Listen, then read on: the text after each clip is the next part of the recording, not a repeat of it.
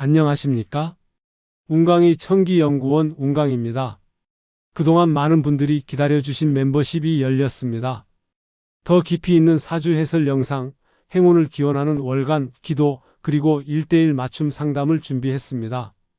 여러분의 길에 복이 가득 흐르길 바라며 멤버십에서 더 특별한 시간을 함께 나누겠습니다. 오늘도 사주의 이치로 여러분의 운을 살펴보겠습니다. 영상이 도움이 되셨다면 구독과 좋아요 부탁드립니다. 1959년 기해년에 태어난 돼지띠는 해수의 넉넉한 물기운을 본성으로 지닌 띠였습니다. 수는 본래 흐름과 지혜, 포용을 상징하여 기회를 불러들이는 힘이 강했습니다. 그러나 기해년의 구조를 자세히 살펴보면 수가 과도하게 작용하면서 토의 균형이 흔들리고 재물이 들어와도 담을 그릇이 단단하지 못해 쉽게 흩어지는 경향이 나타났습니다. 초년과 중년에는 분명 성실하게 노력하고 기회를 포착했음에도 불구하고 재물이 쌓이지 않고 금세 사라지는 허탈감을 반복했을 가능성이 큽니다. 이는 개인의 잘못이 아니라 오행의 불균형에서 비롯된 자연스러운 구조였습니다. 그러나 명리학은 이러한 흐름을 부정적으로만 보지 않았습니다. 초년과 중년의 결핍은 말년의 풍요를 위한 준비 단계였다고 해석했습니다. 해수가 지닌 지혜와 순환의 힘은 시간이 흐르며 목을 길러내고 그 목이 식상으로 발현되어 재성을 생하는 본래의 작용을 회복합니다. 특히 올해부터는 수와 목이 서로 상생하는 기운이 강해져 59년생 돼지띠는 지금까지 막혀있던 재물의 흐름이 트이고 새로운 기회를 맞이할 가능성이 커졌습니다. 여기서 중요한 점은 이러한 기운을 생활 속에서 어떻게 붙잡느냐였습니다. 사주에서는 음식이 단순히 영양을 보충하는 것이 아니라 식상의 기운을 자극하는 중요한 매개체라고 보았습니다. 비위가 안정되고 흡수력이 좋아지면 식상이 살아나고 식상이 활발히 작동해야만 재성이 힘을 얻어 재물의 문이 활짝 열립니다. 돼지띠는 수의 기운을 본성으로 지녔기에 이를 토와 금으로 연결해주는 음식이 필요했습니다. 수만 강하면 재물이 흘러가고 토가 단단히 받쳐 주어야 금이 드러나 재물이 현실에 머물 수 있기 때문입니다. 따라서 오늘 영상에서는 59년 돼지띠에게 꼭 필요한 3가지 음식을 사주명리학적으로 풀어드리려 했습니다. 이 음식들은 수의 기운을 맑히고 토의 뿌리를 튼튼히 하며 금의 기운을 드러내 재물을 지키는 힘을 주었습니다. 결국 작은 식습관 하나가 말년의 운세를 바꾸는 결정적 전환점이 되었고 흩어지던 재물을 붙잡아 풍요를 실현하는 열쇠가 되었습니다.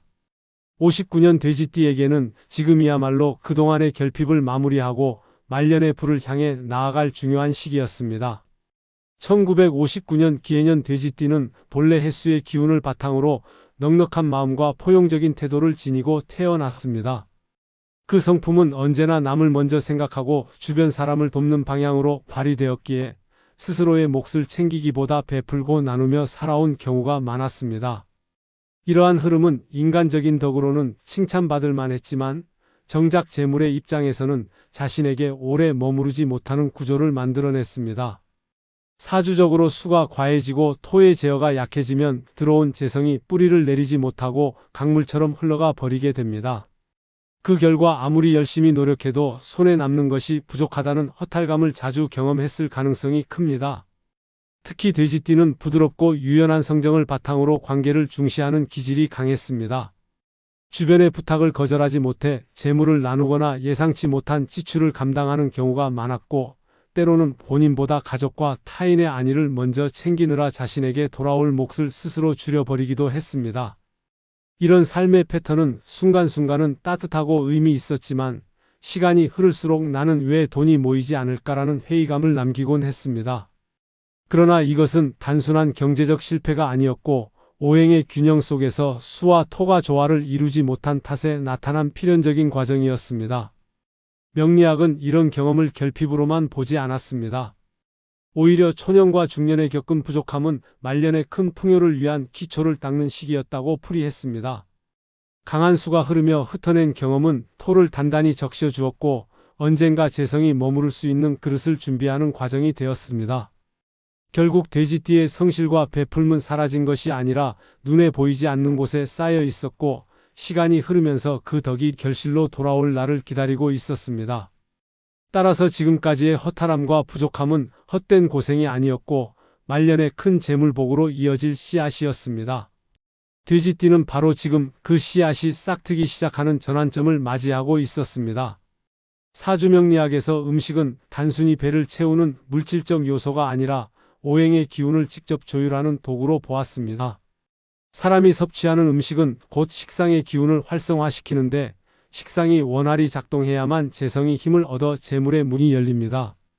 돼지띠는 해수의 기운을 바탕으로 태어났기 때문에 수가 본성적으로 강하게 흐르는데 이 수가 목을 길러야만 식상이 활발해지고 목에서 생겨난 힘이 토와 금으로 연결되어야만 비로소 재성이 안정적으로 자리를 잡습니다.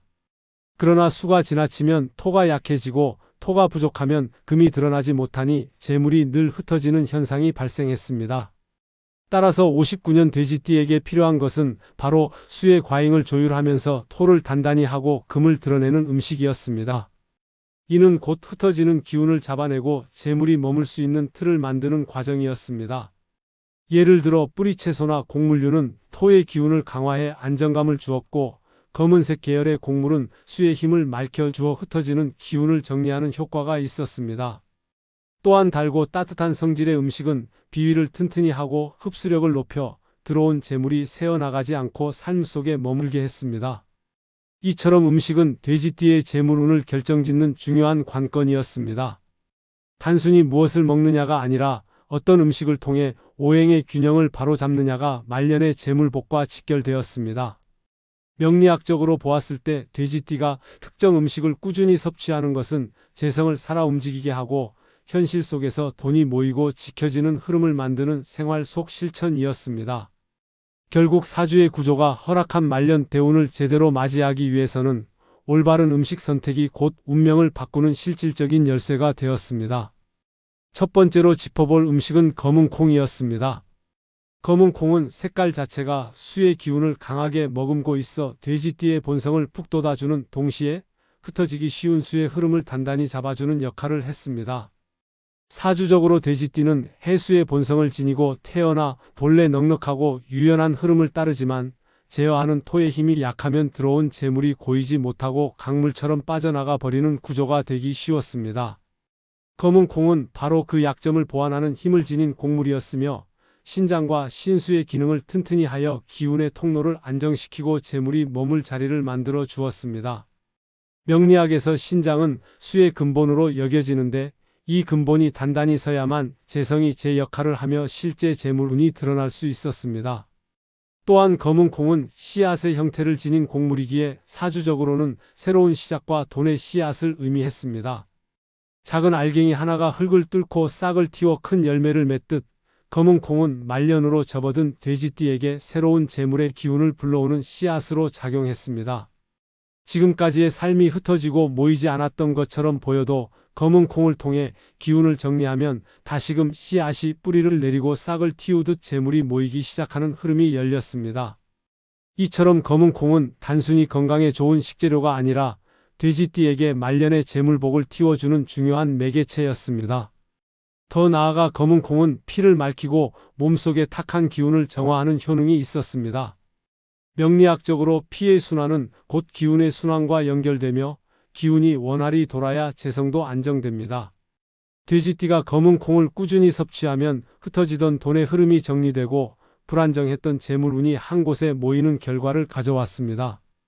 또한 검은 콩은 작지만 고소한 기운을 품어 내면의 허기를 달래주었는데 이는 사주적으로 부족하다고 느끼는 마음을 채워주어 나는 풍요롭다라는 확신을 심어주는 상징적 의미도 지녔습니다. 결국 검은 콩은 단순한 반찬이 아니라 돼지띠가 반드시 기억해야 할 재물의 씨앗이자 말년에 큰 불을 불러오는 열쇠가 되었습니다.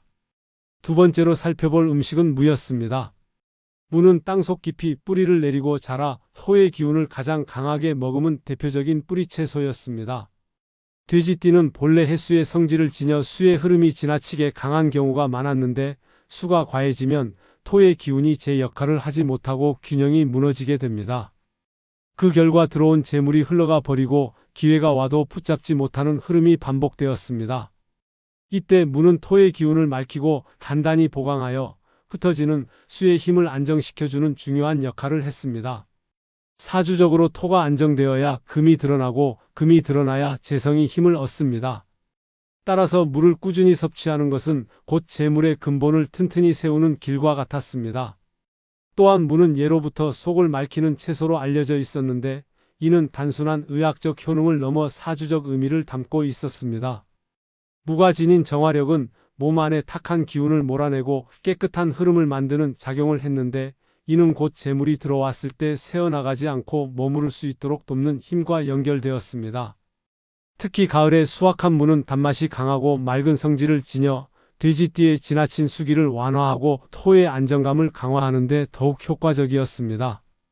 이런 무의 성질은 돼지띠에게 필요한 재물의 뚜껑을 덮어주는 힘, 즉 흩어지던 돈을 붙잡아주는 기운으로 해석할 수 있었습니다. 더 나아가 무는 흰빛을 띠고 있어 명리학적으로는 청결과 순수함을 상징했습니다. 흰빛은 불필요한 집착과 과욕을 정리하고 올바른 흐름을 만들어 재물이 탁해지지 않게 하는 색이었습니다. 따라서 돼지띠가 물을 섭취하는 것은 단순한 영양 보충이 아니라 재물을 담는 그릇을 깨끗이 비우고 새로운 복을 맞이할 준비를 하는 행위와 같았습니다. 결국 무는 말년의 돼지띠에게 흩어졌던 재물을 모으고 재성의 흐름을 안정시키는 생활 속 귀중한 열쇠가 되었으며 반드시 기억해야 할 복의 채소였습니다. 세 번째로 소개할 음식은 밤이었습니다. 밤은 겉으로는 단단한 껍질로 감싸여 있지만 그 속에는 영양이 가득 차 있어 사주적으로 재물을 지키는 상징을 가진 특별한 과실이었습니다. 돼지띠는 본래 해수의 기운을 지녀 물처럼 흐르는 성향이 강했는데 이러한 흐름이 토와 금으로 연결되지 못하면 재물이 한 곳에 머물지 못하고 흩어져 버리는 경우가 많았습니다. 밤은 목의 성질을 품고 있어 수의 기운을 자연스럽게 받아 목으로 전환시키는 힘을 가졌습니다. 이는 돼지띠가 지닌 수기를 올바르게 순환시켜 생기를 불어넣고 재성이 뿌리 내릴 수 있는 환경을 만들어주는 중요한 역할을 했습니다. 밤의 속살은 황금빛을 띠는데 이는 사주적으로 재물의 결실과 풍요를 의미했습니다. 돼지띠가 중년까지는 노력한 것에 비해 실속이 부족해 허탈함을 느낄 때가 많았지만 말년에 접어들면서 밤의 황금빛처럼 그동안 감춰져 있던 결실이 드러나는 운을 맞이하게 됩니다. 실제로 밤은 단맛과 함께 따뜻한 성질을 지니고 있어 위장을 보하고 기운을 안정시켜줍니다. 이는 곧 재물을 담는 그릇을 튼튼히 하는 작용과 같아 돈이 들어왔을 때 새어나가지 않고 오래 머물 수 있게 해주었습니다. 또한 밤은 나무에서 풍성하게 열리는 과실로 다상과 번영을 상징했습니다. 한 그루의 밤나무에 수많은 밤이 열리듯 돼지띠가 밤을 자주 섭취하는 것은 곧 재물이 모이고 불어나는 상징적인 의미를 지녔습니다. 밤을 먹는 행위는 단순한 간식이 아니라 사주적으로는 삶의 허기를 채우고 부족한 마음을 풍요의 믿음으로 바꾸는 의식과도 같았습니다. 꾸준히 밤을 섭취하면 돼지띠는 흩어지던 기운이 하나로 모이고 안정된 마음속에서 재물이 늘어나는 흐름을 경험할 수 있었습니다. 결국 밤은 돼지띠가 말년에 반드시 기억해야 할 황금빛 보물 같은 음식이었습니다.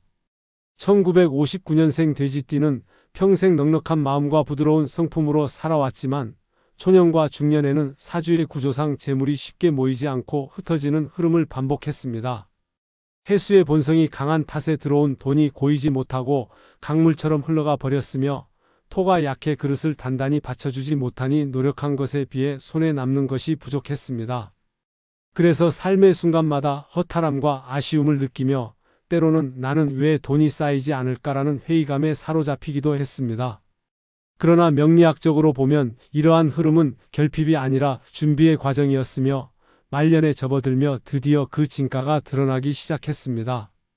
앞서 살펴본 검은콩, 무, 밤은 모두 돼지띠의 오행적 구조를 바로잡아주는 중요한 매개체였습니다. 검은콩은 수의 기운을 맑히고 씨앗의 에너지를 불어넣어 재물의 새로운 통로를 열었고 무는 토의 기운을 안정시켜 흩어지던 재물이 빠져나가지 않도록 붙잡아 주었습니다. 밤은 수와 목의 흐름을 연결해 기운을 살리면서도 황금빛 속살로 풍요와 결실을 상징했습니다. 이 세 가지 음식을 꾸준히 섭취한다는 것은 단순히 건강을 돌보는 차원을 넘어 사주 속에 잠들어 있던 재성을 일깨우는 실천이었습니다. 말년에 접어든 돼지띠에게 이 변화는 단순한 생활 습관의 전환이 아니라 운명의 흐름을 바꾸는 전환점이 되었습니다.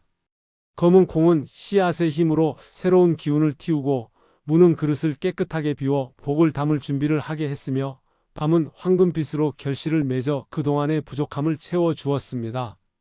결국 이 세 가지는 돼지띠가 반드시 기억해야 할 재물의 비밀이 되었고 이를 꾸준히 실천하는 순간 흩어지던 기운이 모이고 빈 그릇이 채워지며 말년의 재물복이 폭발적으로 들어오는 흐름이 완성되었습니다. 이 시기는 단순히 늦은 보상이 아니라 하늘이 돼지띠에게 내려준 진정한 풍요의 시기였습니다.